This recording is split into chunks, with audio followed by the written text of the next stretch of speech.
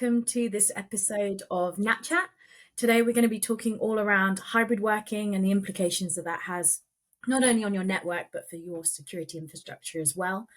I'm Hannah Bailey-Neal. I'm the marketing manager for security here at Natilik, and I'm joined by two lovely guests in the form of Rob and Ash. I'll pass over to Rob just to do a quick intro about yourself first. Yeah, thanks, Hannah. So I'm Rob Eldridge, been at Natilik for 5 years, and effectively I look after the security practice for Natilik. Thanks, Rob. My name's Ashley Georgeson, and I look after the enterprise networking practice at Natilik. It's an absolute pleasure to join you both this morning, or potentially afternoon, depending on where you are, and look forward to an enlightening and engaging conversation. Perfect. Thank you both and welcome. So I guess why we're here today is that we're all kind of used to the different experiences that we all have of hybrid working, be it working at home, in the office, or anywhere in between, and how the emergence of cloud has really changed application delivery. So what I wanted to kick off the conversation with was kind of getting some insight from you both around what you think the key challenges are when designing wireless network solutions that can particularly cater for not only the varied locations, but the varied requirements of hybrid working. Ash, I'd love to kick off with you on this one, please. Thank you, Hannah. That's a fantastic question.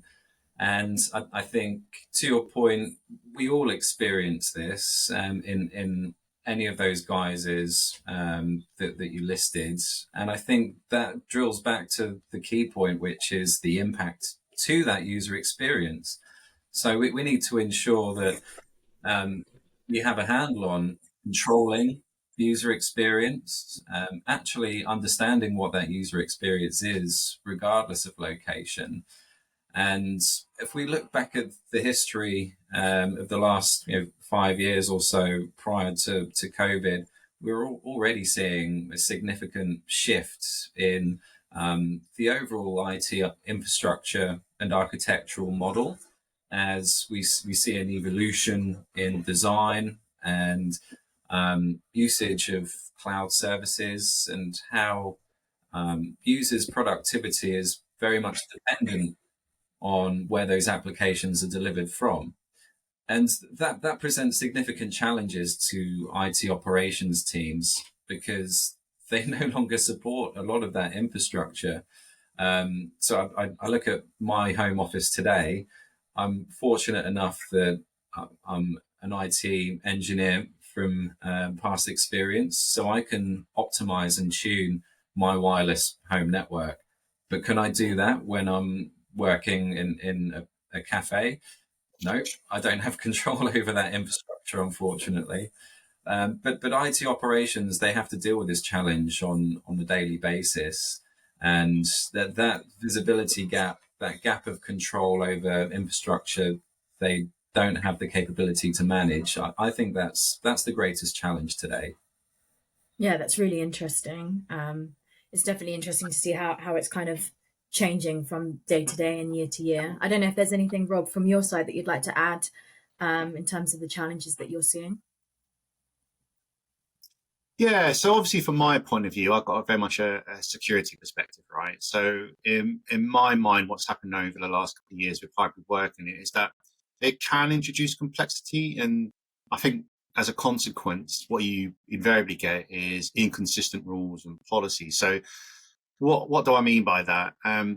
So trying to apply security policies across several solutions and potentially, across several different vendors with their own logic is complex, and that makes it very, very much hard to troubleshoot, which I think what Ash is trying to get to. And what we generally find is that invariably that results in inconsistent user experiences and creates gaps in the security posture. So from my perspective, absolutely, as Ash is saying, this is the last thing you want from an operational point of view, especially if you encounter any malicious activities like a breach or a ransomware event. So I think from our perspective, the modern recommendation is, in this kind of hybrid working world, is to essentially collapse vendors to streamline that day-to-day operations. So I think that's a very good logical first step. And then laying over the top some kind of visibility tool. This will help you reduce your mean time to resolution. And I think it's this is what most companies should be striving towards. And if you look in the Wi-Fi world, there's several good products. So we have a 7 Signal, for example. In the network and security world, there's a Thousand Eyes type solution. I think you, Ash, are very passionate about those two solutions, especially, and that's what I kind of look to do, is simplify operations to make getting to the point of remediation as quick as possible. It's critical, mate. It really is. And that visibility challenge, there's no one size that fits all, and there never has been in IT. We've always been sold the panacea of the single source of truth or the single pane of glass that tells us everything about everything. It doesn't exist, and it never will exist. So we really need those best-in-class tools that provide ops teams with that capability to troubleshoot quickly, and even more critically when it's on infrastructure that isn't theirs, which fundamentally is the underlying principal challenge of hybrid working today.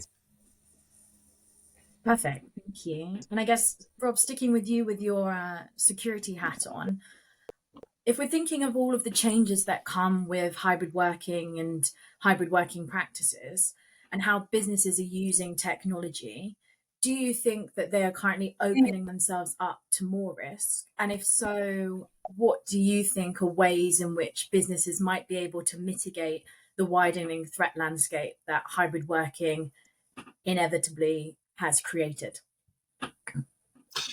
Yeah, another great question. So absolutely it does in my mind. And fundamentally it comes down to, at a high level, people and technology. And when we think specifically around something like secure Wi-Fi, what we need to consider are a couple of things. So firstly, we need strong authentication and authorization. So for strong authentication, we should be looking to implement protocols like WPA3 for secure access. For those that don't know, WPA simply stands for Wi-Fi Protected Access, and WPA3 is a recent development. And aside from things like stronger encryption, addressing vulnerabilities in its predecessor, WPA2, it has the ability to provide each device with its own encryption key, whereas in WPA2, devices all share the same key. So it's far more secure.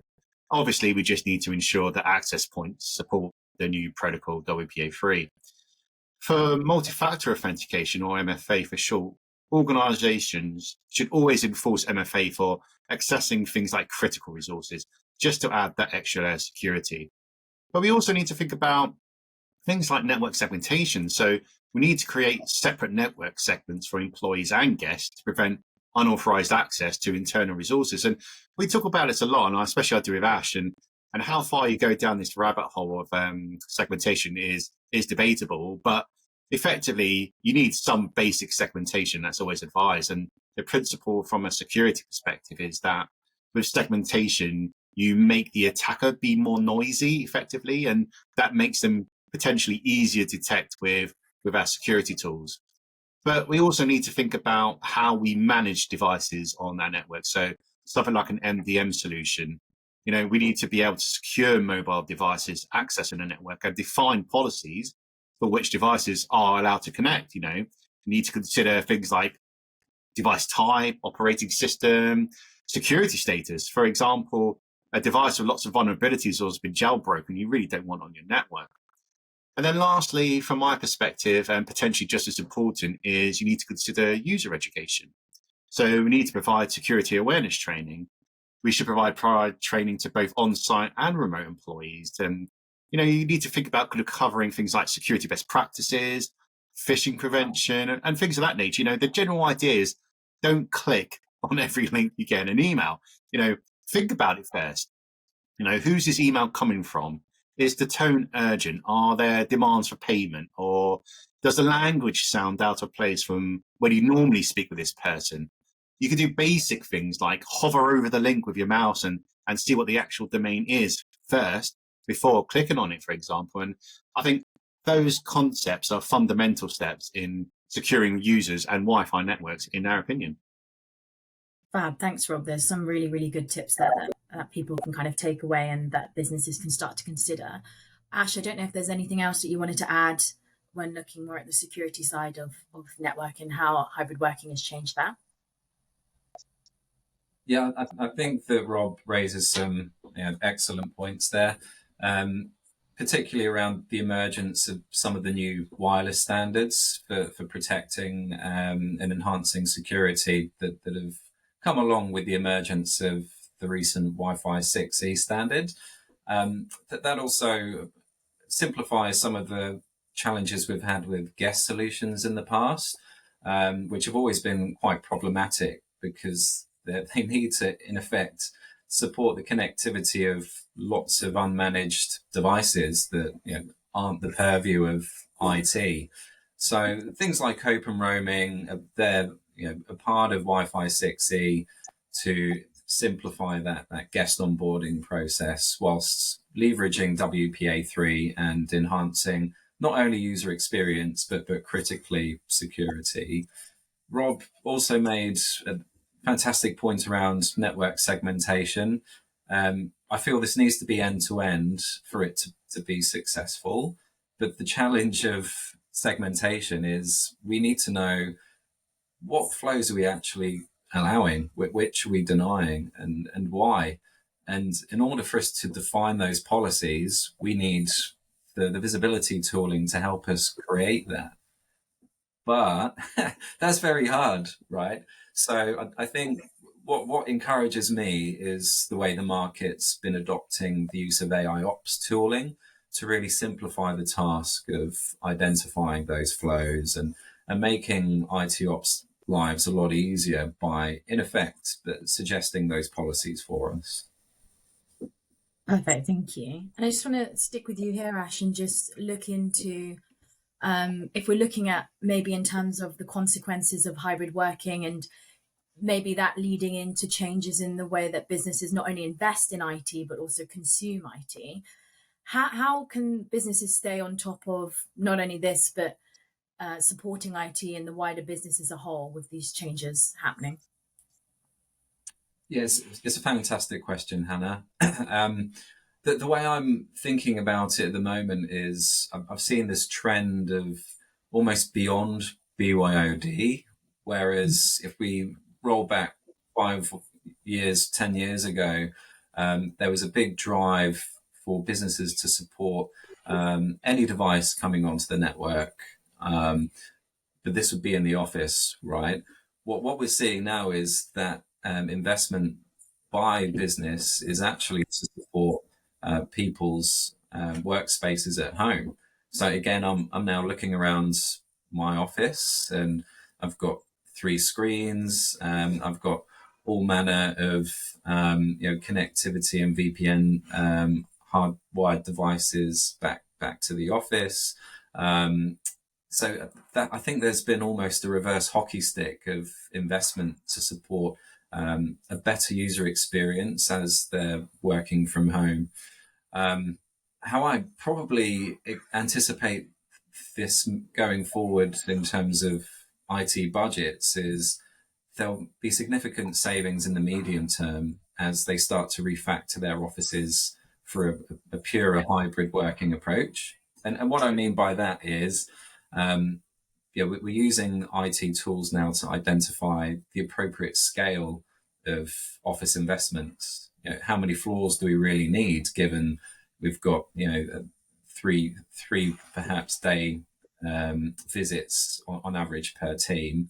But that's beyond that. There's also the technology. So we're now making far more heavy use of wireless infrastructure and reducing the reliance on wired infrastructure, which has significant design changes to how we would put together a network versus several years ago, which allows further cost reduction and savings in that capital infrastructure investment.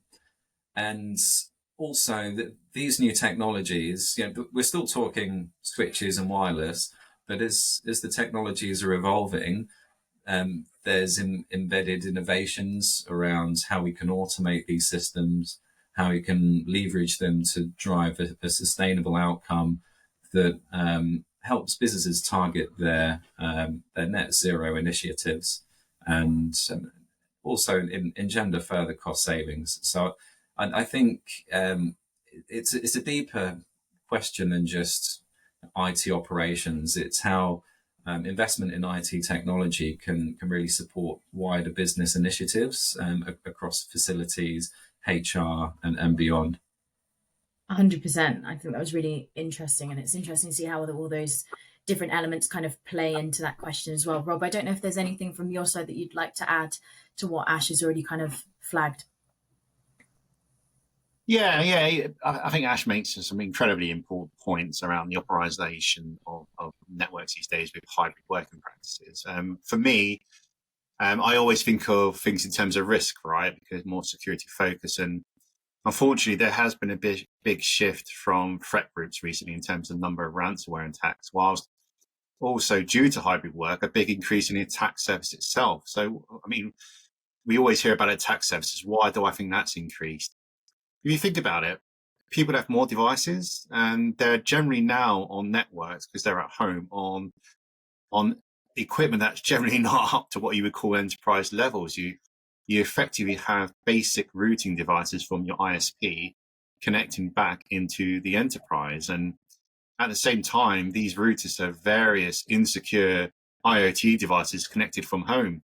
And that's what I mean by increasing the attack surface, because all of a sudden your network is now expanded into your home network, which, let's be honest, most of these devices don't have security in front of mind. So as an example, I think most of us have probably heard around the smart fridge that was hacked and used to send spam emails to various organizations. Or the other funny one was around the Vegas casino that was hacked a few years ago with the point of entry via a smart thermometer in the aquarium. So these are the types of devices you're now letting on your network. And the general trend is that more and more users are going straight to the cloud and their SaaS applications via their own ISP, and therefore bypassing traditional enterprise security systems. Because historically, these enterprise grade preventions were held in a data center or in the headquarters, and that's just not the case anymore.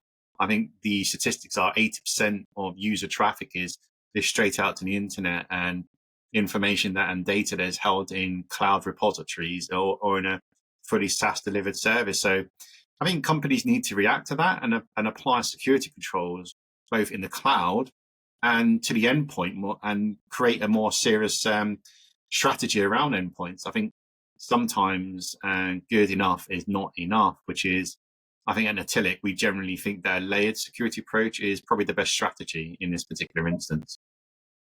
Yeah, 100%. I just think in the way the world is changing, you can never have too many security protocols in place as well to protect your organization. But thank you both so much. It's been a really, really enlightening discussion. I've really enjoyed talking to you both. I guess my final question that I wanted to pose was just if you had any key thoughts or takeaways for our listeners who are kind of tuned in today. One or two things maybe that you wanted them to take away from listening to you both on this lovely NatChat podcast. So Rob, I don't know if there's anything you want to start to kick us off with here. Yeah, absolutely. So I like a good waffle every now and then. So it might be more than 1 or 2 points. I like to be thorough. But thank you. I think from my point of view, security can be complex to the uninitiated. And I think as a consequence, there has to be that realization there's no silver bullet, unfortunately, to help with all things like in what we're trying to do with secure Wi-Fi. There's no one product.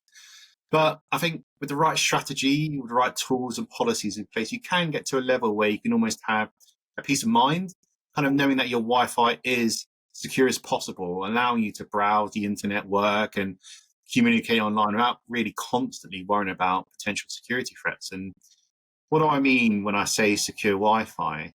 So in my mind, secure Wi-Fi should include things like measures to defend against common cyber threats. So preventing man-in-the-middle attacks, phishing, malware.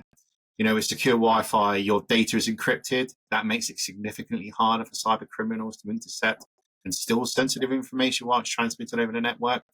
The secure Wi-Fi also helps prevent and protect against IoT devices, which I talked about earlier, from attackers. So I think in summary, I think secure Wi-Fi helps prevent unauthorized users from accessing your network. It reduces the risk of data breaches, cyber attacks, and other malicious activities. And that's the point from a security perspective, right? And that's where we should all be trying to get to.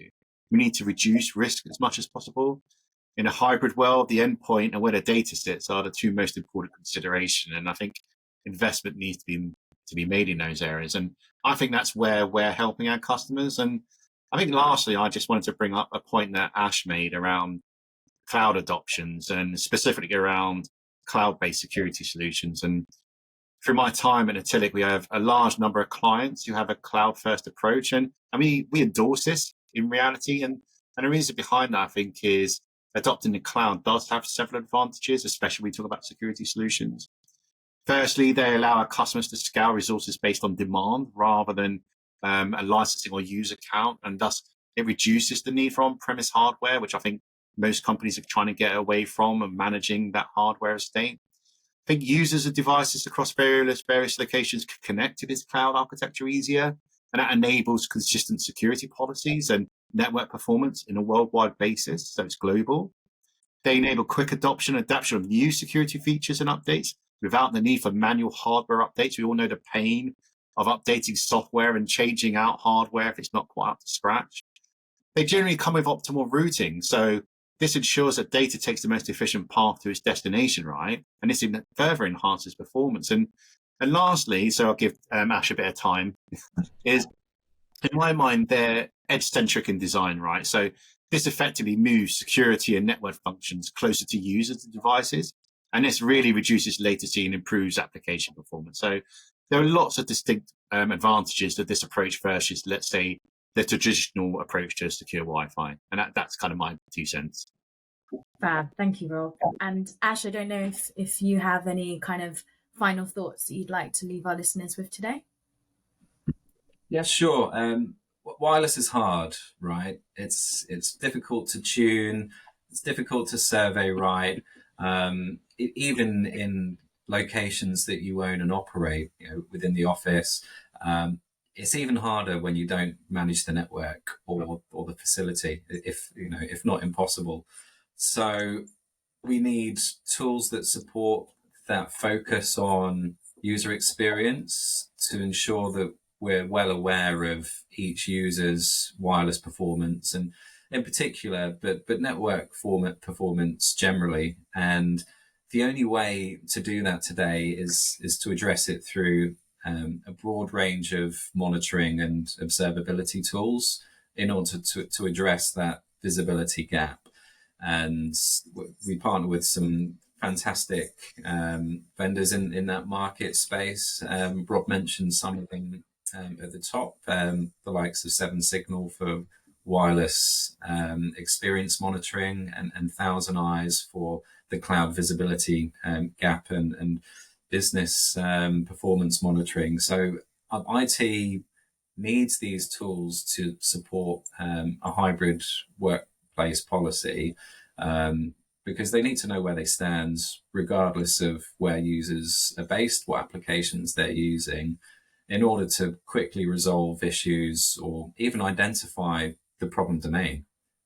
How do we know if it's a problem on our network, the user's client wireless adapter, a cloud services provider, an ISP in between somewhere?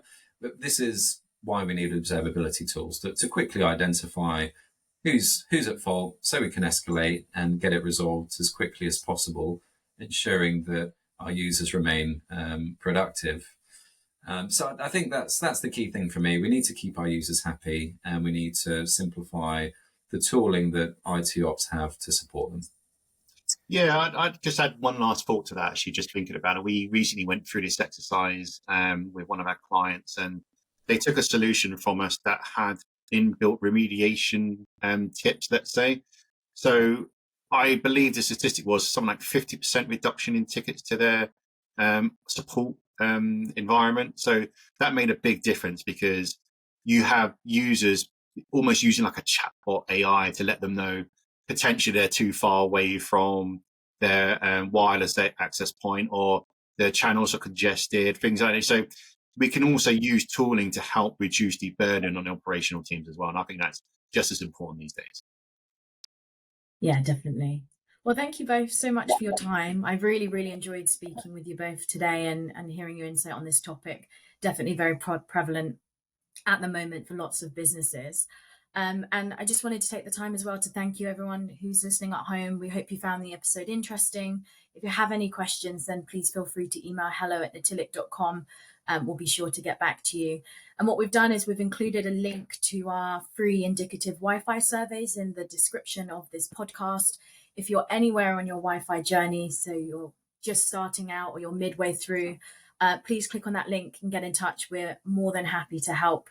We have many wonderful, friendly Natilik experts who are here on hand to help you in your journey.